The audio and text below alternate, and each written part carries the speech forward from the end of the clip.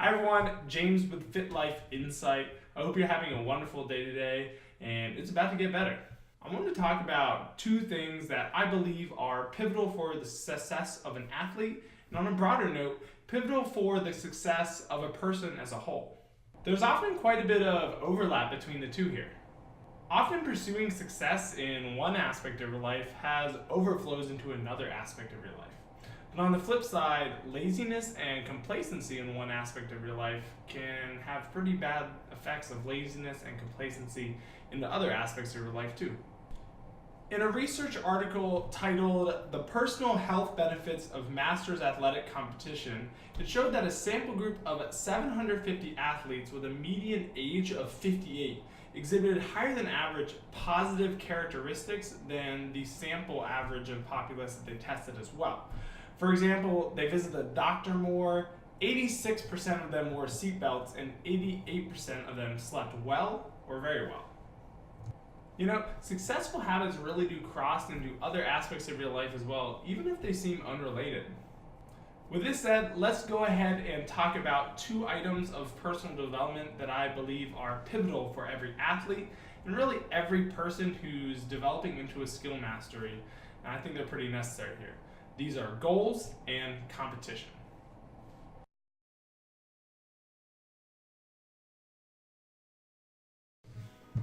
Alright, so first off, I want to go ahead and rein in all those people watching this video and saying, oh no, competition is not for me. We may not all be up to snuff to compete at the highest level, and I understand that. That's often what's televised, and that's often what's get the most attention, you know, the top level of competitors. However, I guarantee that there is some competition available in which you can go ahead and compete in. As well, this is not just for athletes who are going to compete and increase their physical competency.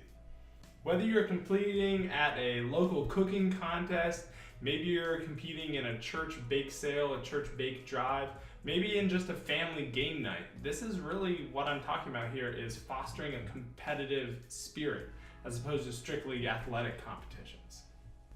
In another study from 2010, Australian Games athletes between 60 and 89 were interviewed and asked about how competition related to their success in their later years.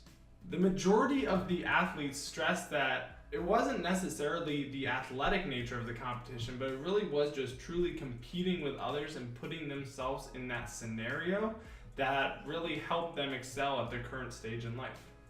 So why do I believe that competition is vital for everyone and not just athletes?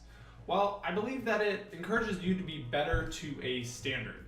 And this standard is, when you're competing with others, and not just yourself. Now, you do often hear that you shouldn't compare yourself to others, and maybe in some scenarios that's okay. However, competition is exactly that. You're comparing your abilities to another person's abilities. Now, what matters is that we don't let this competition consume us and let the results be all that we strive to do. We are standing to benefit if we come out of that competition with goals to improve on and items to get better on, as opposed to being upset that we lost or wanting to hurt the other person who beat us. Now, let's keep in mind what I've talked about here requires you to be in a spot where you can put yourself in a scenario to compete with others. However, many people do not consider themselves in a spot where they can do that, whether it's their abilities or their competency in a certain area. If there are standards to compete or you're new to something, then it's a bit unrealistic that there would be a competition for that. There can't be infinite levels of competition for a single skill mastery. There's got to be a certain amount, because there can't be able to compete at every single level. This is where my next point comes in. You need to be able to set goals, and then you are moving that external competition with others into an internal competition with yourself.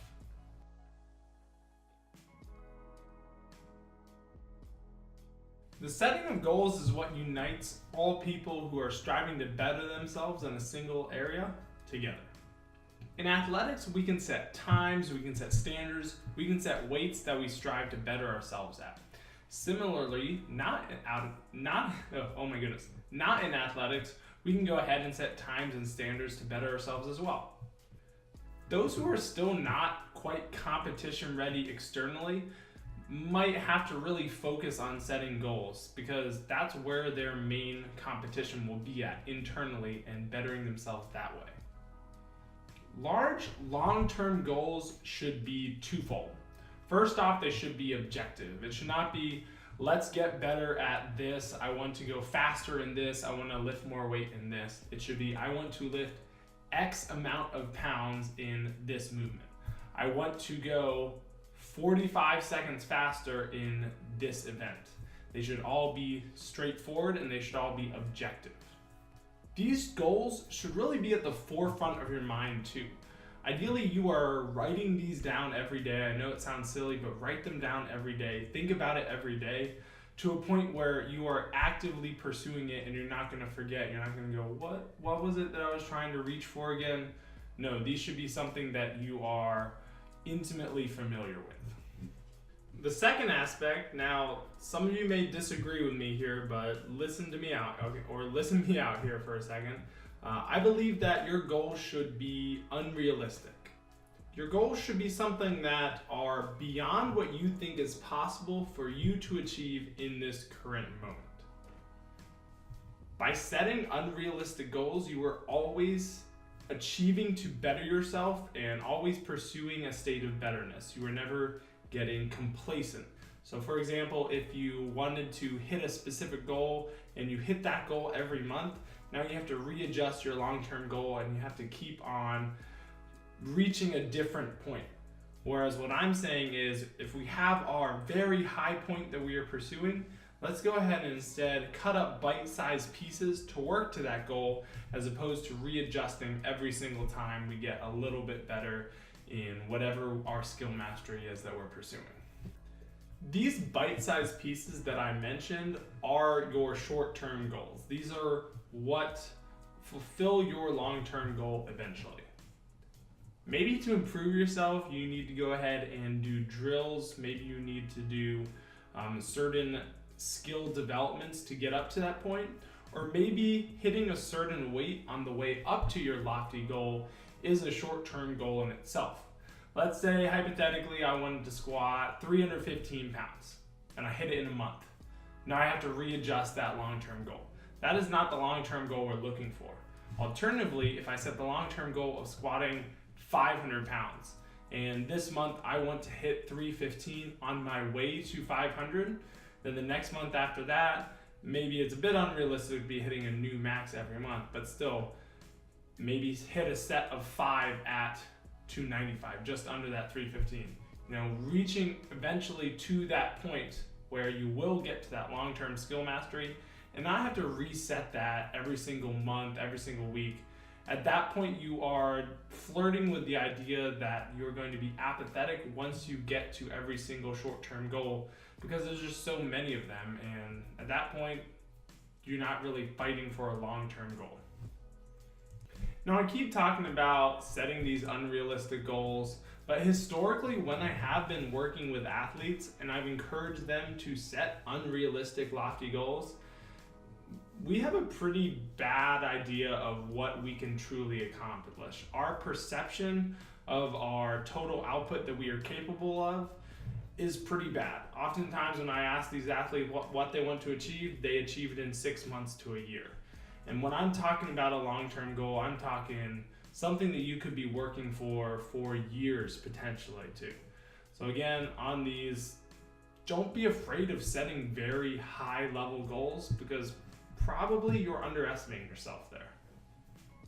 In summary, strive to reach a point where you can go ahead and compete with others. No matter what point of your skill mastery that you are in to be able to compete, strive to reach to a point where you can compete with others, just so you can keep yourself sharp. Regardless of whether you can or can't compete with others, go ahead and set lofty goals for yourself. Goals that make your heart rate increase, goals that make you wonder, oh my goodness, can I even do this? Those are the goals that we're after. Break down these long-term goals into short-term goals as well, to give you little bite-sized pieces. Think of Pac-Man, little nibbles on the way to reaching your long-term goal. Thank you everyone for taking time to watch this video today. You know, as a coach, I often see people going through the motions, not really pushing themselves. And the reason why is because they have nothing to reach for. They don't have a point that they are pushing themselves to. Maybe they aren't competing with others, and whether or not they are, what matters most is that we're competing internally to make the most out of all the time that we have, right? Anyways, thank you all so much for watching. If you liked my video, please give me a like below and consider subscribing.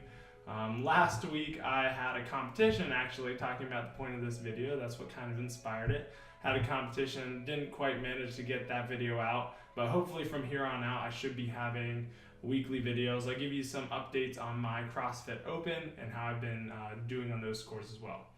See you guys soon. Have a great day.